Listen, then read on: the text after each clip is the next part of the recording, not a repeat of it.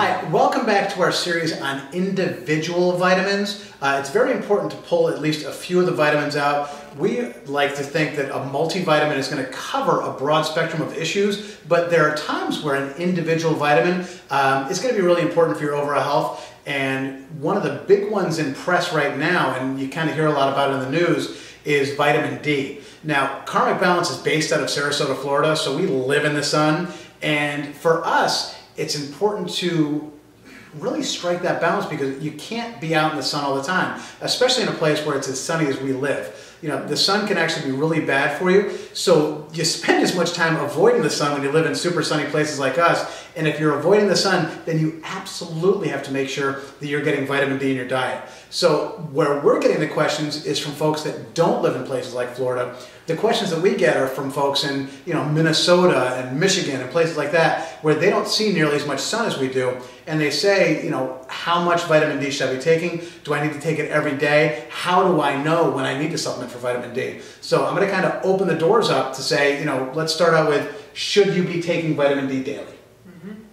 Yeah, I think what's really interesting is that even in Florida, that I've been finding vitamin D deficiency when I'm checking levels on patients, and I don't know that we know the answer as to why we're having this vitamin D deficiency, but we're seeing at least 50% of the population, even in places that aren't sunny, maybe more in places like Minnesota, for example, that are winding up having a vitamin D deficiency. Well, there's been such an emphasis on wearing sunscreen and reducing how much sun you get. Mm-hmm. We're so worried about getting skin cancer that we're not only avoiding the sun, but when we're out in the sun, we're slathering ourselves with sunblock so that we're not getting enough sun to our skin to produce the vitamin D. Mm-hmm. So I think a paradigm shift, which I think may occur because of the epidemic in vitamin D deficiency, is that it's really probably okay to spend 10 or 15 minutes outside a day in direct sun without putting on sunscreen. Mm-hmm. Gotcha. Now, is that prescription, which I'm not going to say it's prescription because then you're going to get in trouble, by getting out to the sun, are you seeing that folks that are getting that much sun, are they still needing to supplement daily with vitamin D? Yes, very much so, and I think a lot of it has to do with poor diet. Mm-hmm. So if someone is spending a lot of time in the sun, they're not out every day, it may just be on the weekend, yeah, right. So they're not really going to get enough vitamin D just from the sun alone.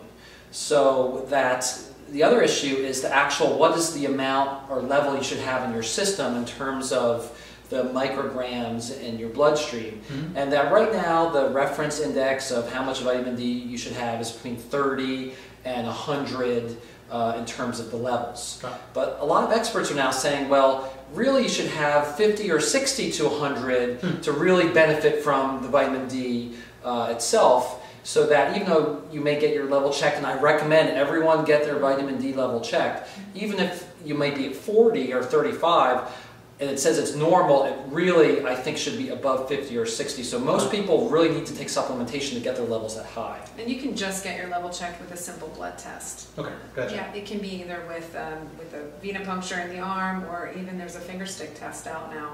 Gotcha. Yeah. A point that you just made that really struck home with me, and I hadn't even thought about that, is that most people work inside now. So it's almost like evolution of the human race, where we went from being hunters, gatherers, and farmers, and we were outside all the time in the sun, being healthy.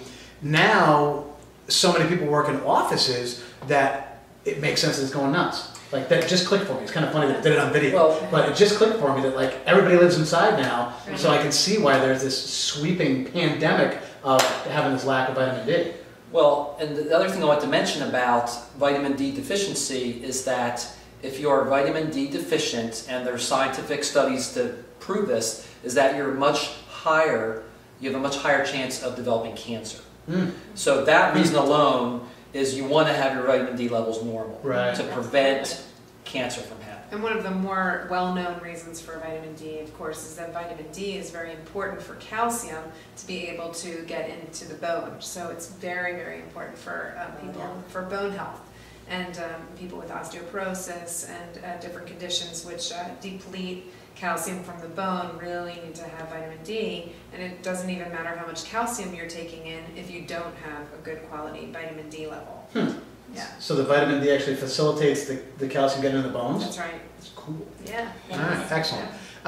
So guys, keep in mind that we're always running these series on the individual vitamins. So if you have any questions at all about any particular vitamin, today again we talked about vitamin D, so if you have more questions about vitamin D or any of the other vitamins or minerals in the spectrum, please contact us at karmicbalancehealth.com. Go to the little tab at the top that says support, either give us a call on our 800 number or just drop us an email and ask your question.